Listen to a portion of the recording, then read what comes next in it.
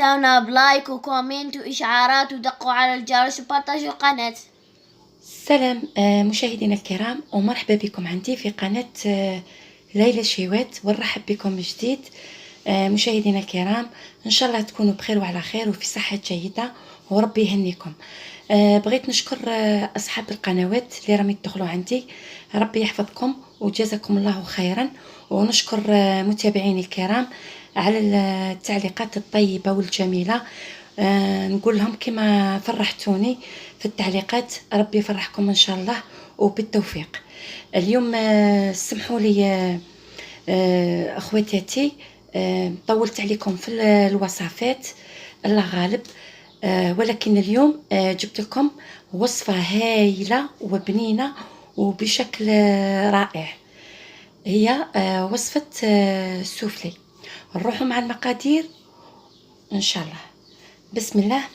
هنا راه عندي خواتاتي، هنا المبتدئات عبرت لهم بالكاس. هنايا درت 3 تاع كؤوس فرينه، 3 كيسان تاع فرينه. هنايا درت 2 وهذا الثالث كما راكم تلاحظوا خواتاتي.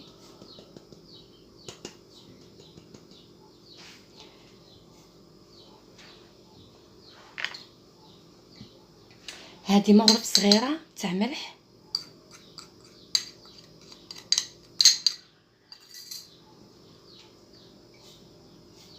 هنا البنات راه عندي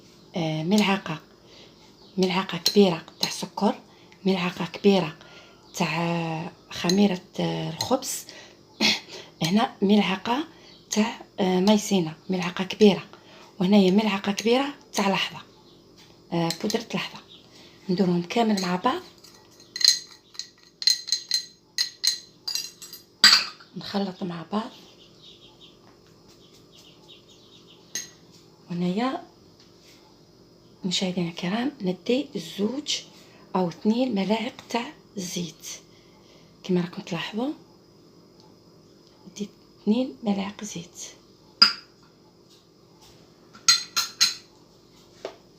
انا هنا زدت لها مغرفه صغيره تاع مارغرين كما راكم تلاحظوا خواتاتي، باه تعطي لها البنه.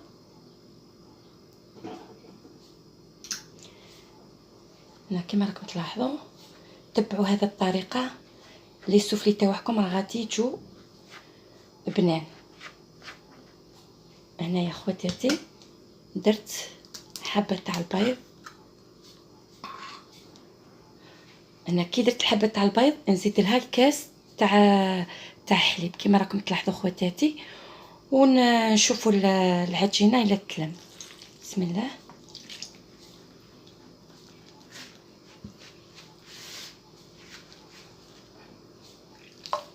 هنا الحليب دافي.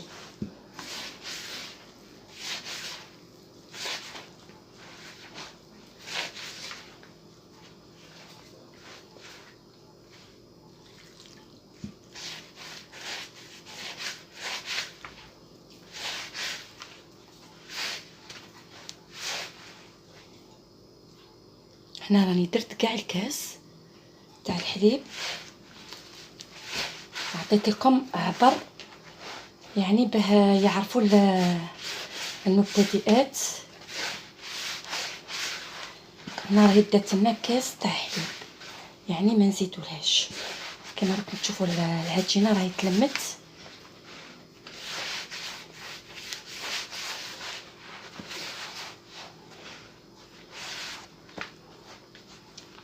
هنا نلم العجينه كما راكم تلاحظوا، يعني ما تيبسوش العجينه، خلوها كما راهي شويه تلصق في اليد.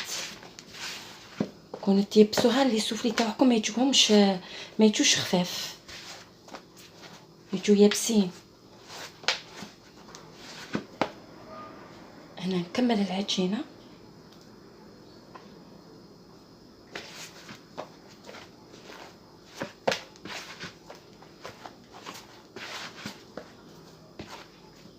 كما راكم تلاحظوا خواتاتي، هنا لميت العجينه تاعي خواتاتي ونحطها في اناء نقي ونغطيها بكيس غذائي ونخلوها تخمر. احنا الحال الجو تاعنا راه تبدل، راه الجو بارد، يعني كي تشوفوا الحجم تاعها ضاعف، هنا ندو العجينه تاعنا ونستعملها. مشاهدينا الكرام، هذه الصلصه تاع السوفلي غادي نديروها بالصدر تاع الدجاج كما راكم تلاحظوا. هنايا راه عندي زوج حبات كبار تاع بصل مرابيين كما راكم تلاحظوا خواتاتي. وهنايا راه عندي صدر تاع الدجاج، والاخت اللي عندها الدير انايا درتو بالصدر تاع الدجاج. هنا راه عندي مرحي كما راكم تلاحظوا خواتاتي، هنا رحيته ديت الصدر تاعه. وهنايا راه عندي زوج حبات طماطم كبيره كما راكم تلاحظوا قطعتها على هذه الاشكال باه يقعد لي اللون تاعها احمر. هنايا عندي هنايا مغرف صغيره تاع ملح، وهنايا عندي مغرف صغيره قطع ثوم، وهنايا عندي فلفل اسود.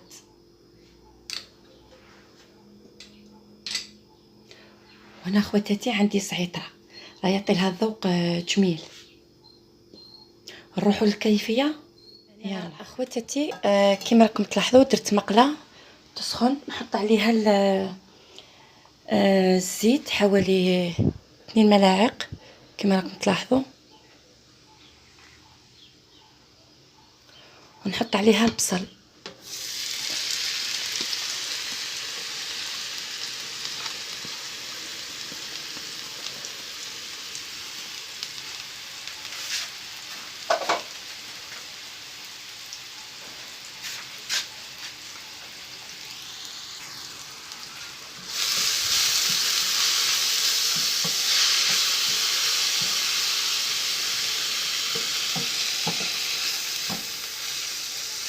كما راكم تلاحظوا البنات، كي يتحمر شويه البصل زيدوا عليه هذاك صدر الدجاج.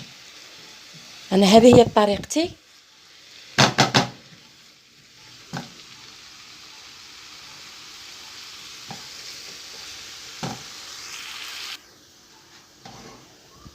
مشاهدين، هنا راه دبال عندنا البصل، نزيدوا عليه هذاك الصدر تاع الدجاج كما راكم تلاحظوا خواتاتي.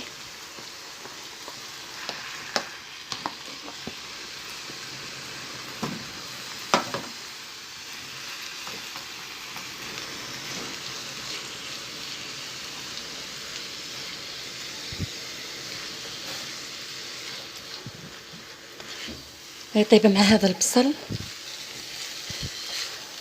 راه يجي بنين بهذه الطريقه، وجربوه ان شاء الله البنات غادي تنجحوا فيه. هذه الوصفه درتها لكم لشهر رمضان ان شاء الله المعظم. راكم تشوفوا الشكل تاعه والتزيين كما قلت لكم. انايا دائما معودتكم على التزيين والذوق، راه يلعب دور كبير.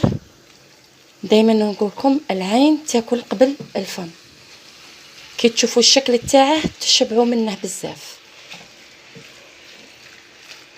ودائما نعطيكم الحاجه تاع الحاجه المليحه، وراهي مجربه، راهي من سنين وسنين.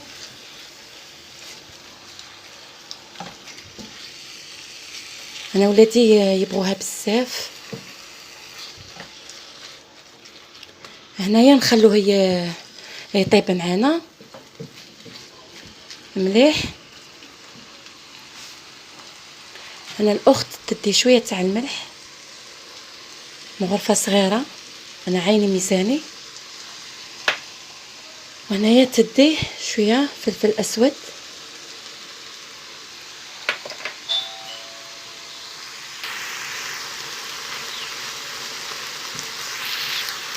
هنايا نزيد الزعتره راه يعطي لها ذوق بنين. نزيد لها الجبن، ما ذكرتهاش في المقادير كما راكم تلاحظوا، راه يجي ذوق شباب. وبنين. انا ولادي يبغوا بزاف الجبن، والاخت دير المقدار تاعها اللي عندها اي جبن ديره. كما راكم تلاحظوا خواتاتي، هنايا نزيد لها شويه تاع درت لهم قزبر، انا ما درتش المعدنوس، دا يعطي لكم ذوق رائحه جميله. جربوا هذه الوصفه وان شاء الله تعجبكم. انا هذه طريقتي.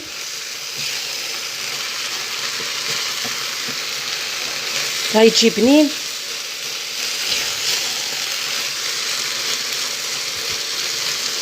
هنايا كملت الطياب تاعه. مشاهدينا الكرام، شوفوا الحشو تاع الصدر تاع الدجاج كما راكم تشوفوا. شوفوا هايل بالجبن. وهنا البنات ندو الصلصه تاع الطماطم مع الحشوه اللي درناها. ديت شويه تاع زيت، حوالي 2 ملاعق.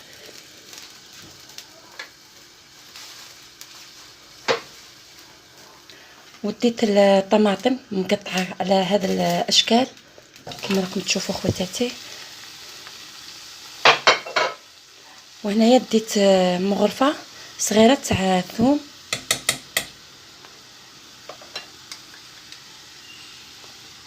ونص مغرف تاع ملح حسب الذوق، نص ملعقه تاع فلفل اسود. نخلوهم يطوبوا.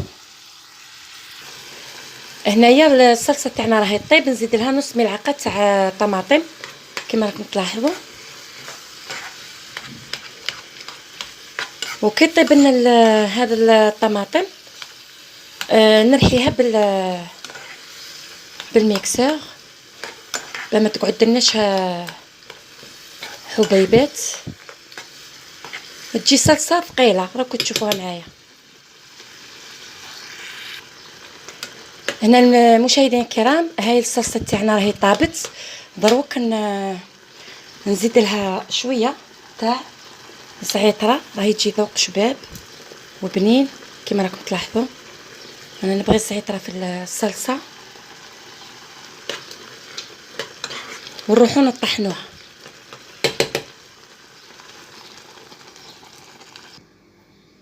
هنا كما راكم تلاحظوا مشاهدين،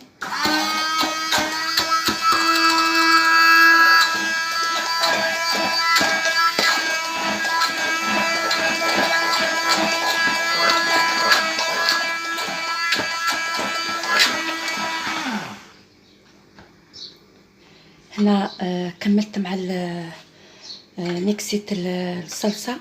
راهي جات هايله كما راكم تلاحظوا خواتاتي، راهي ثقيله، راهي تجي بنينه كما راكم تلاحظوا خواتاتي. هذه هي الصلصه تاعنا تاع اليوم. شوفوا خواتاتي طحنتها كاع ما شاء الله. والجبن الحشوه راهي عندنا، راهي فيها الجبن. انا هنايا كثرت الجبن. ولادي يبغوا بزاف الجبن، وباه يحسوا باللي صح راهم ياكلوا في لي سوفلي، ماشي نديرهم هكا وما نقويش فيهم الجبن. لازم نقوي فيهم باه يجوا بنان وتحسي بهم. مشاهدينا الكرام، العجينه تاعنا راهي تضاعفت كما راكم تلاحظوا. وهنا عندنا حبيبه زيتون، وعندنا حبه طيبه، وعندنا صفر بيض مع شويه قطرات من الحليب، وعندنا الجبن. احنا رانا دايرين في الحشوه، وانا بغيت نديرها في العجينه. انا ولادي يبغوا الجبن بزاف. وهنا عندنا باه نرشوا بلان دو طرافاي تاعنا. نروحوا مع العجينه خاطر كيما راكم تشوفوا.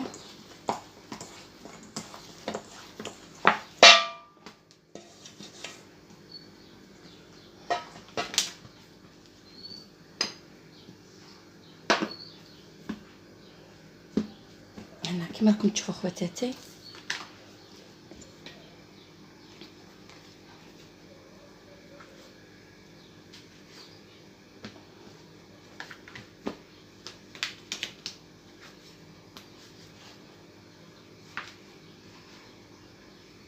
تحبيهم كبار تحبيهم صغار كما ظهر لك. ندير ماء بول كيما هكا نحطوهم.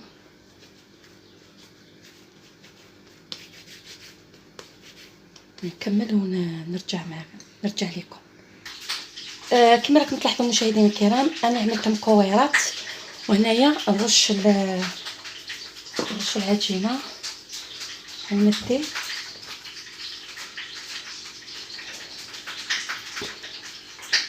هنا نحلها بالحله كما راكم تلاحظوا خواتاتي. انا هنا نديرها كبيره، ندير حبات كبار.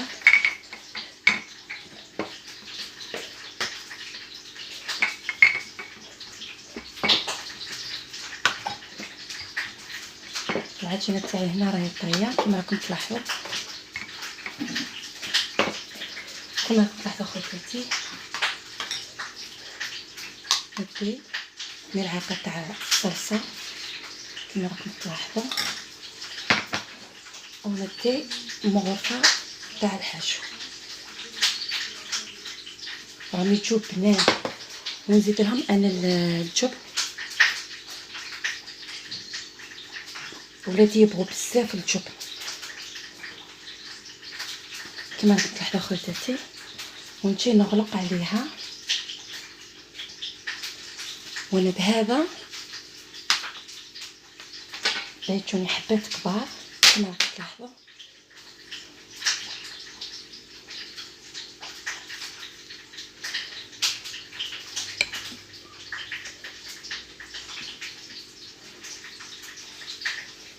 كما هكا جربوهم.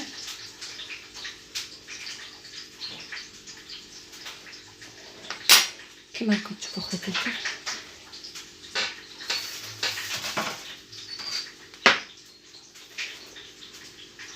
هاي راهم طرايه. هنا درت لكم الحبه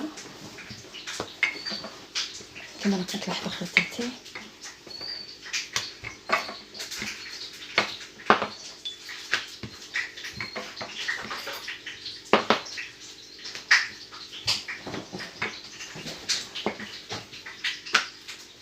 انا هنايا الحبه راهي عندي كبيره، والاخت اللي تبغي تصغر تصغر.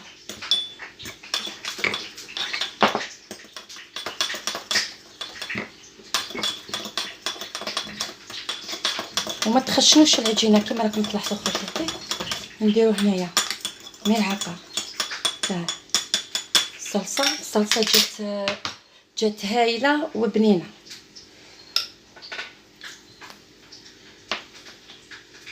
كما راكم تلاحظوا ونزيد لها الجبن. الاخت اللي عندها الجبن ديرها لا فاش كيري ولا الشاف، هي كيما تحب هي دير. انا هذا ديت انا السائل وراني دايره في الحشوه، راه يجي بنين. جربوه وردوا لي في التعليقات.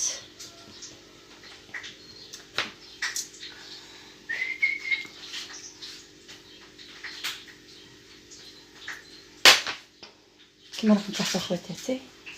واللي يبقى هذاك هادو عاودوا خدموهم وخلوهم غطوهم بالكيس الغذائي باه ما يبسولكمش.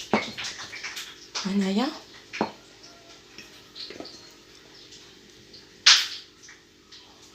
قضي الفرشيطه تاعك، ديريها في الفرينه باه ما تلصقش على العجينه.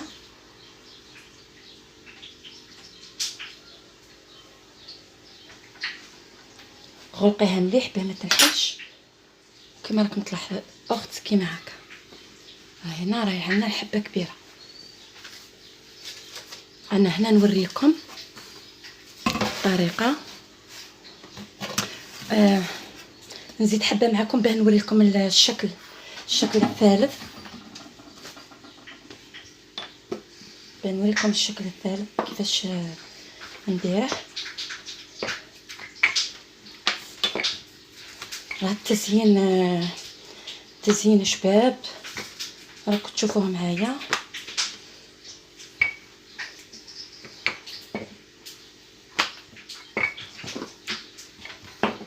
دائما ما تخشنوش العجينه كما راكم تلاحظوا خواتاتي، هايليك باه ما تجيكمش معجنه.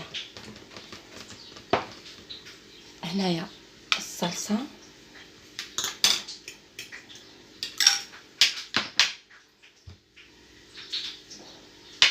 خواتاتي باه الفيديو ما يكونش طويل راكم نكمل هذه الحبه ونوري لكم التزيين. هذه الحبه الثالثه اللي وريتها لكم باه نوري لكم التزيين وانا نكمل. البنات هنا راني ندير في الصفار البيض اللي درت معاه القطرات تاع الحليب، وهذا بني صغير لافاش كيري هو اللي راه يدهن لي فيهم، او جا من ليكول وراه يعاون فيا كما راكم تلاحظوا خواتاتي. هنايا هذا هو الشكل،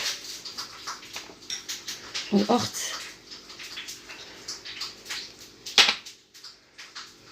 كما راكم تلاحظوا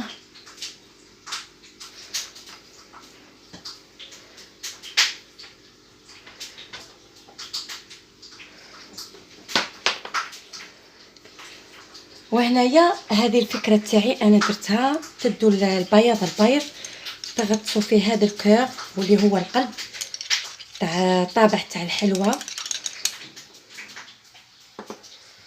من بعد نديروه في الحبه الطيبه كما راكم تلاحظوا خواتاتي. لازم تلصق عليها الحبه الطيبه وراكم تشوفوا الشكل.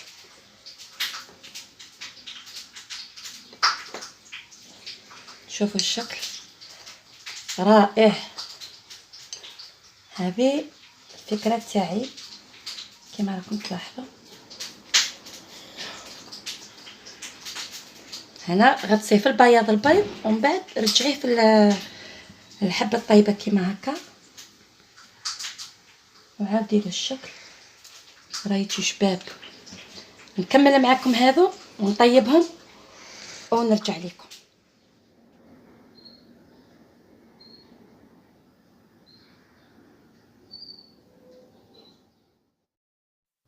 مشاهدينا الكرام، هذه هي الوصفه تاعنا تاع اليوم، اللي هي وصفه لي سوفلي. يحبوها الصغار والكبار كما راكم تلاحظوا خواتاتي. راهم طابوا هايلين وطابوا حمر، جو ما شاء الله.